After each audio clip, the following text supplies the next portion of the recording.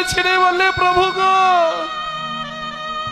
এই ভবের নাট্যশালায় এই রঙ্গমঞ্চের নানা কিছু দর্শন করতে করতে আমি যদি আবার নয়ন পেয়ে তোমার কথা ভুলে যাই, আমি যে নয়নে আজকে তোমাকে দর্শন করলাম, এই নয়নে যদি ভবের নাট্যশালায় এই রঙ্গমঞ্চের প্লেয়ারকে দেখে যদি আমি তোমার রূপখানা ভুলে যাই, আমার নরম জন্মটা যে বৃথা হয়ে যাবে, আমার এই মানব জন্মটা যে বৃথা হয়ে যাবে। তাই প্রভু, তুমি একটা কাজ করো, আমায় তুমি আবার অন্ধ বানিয়ে দাও, আমি অন্ধ হতে চাই। সুরদাসকে ডেকে ভগবান বললেন, সুরদাস, তাই কি হয়?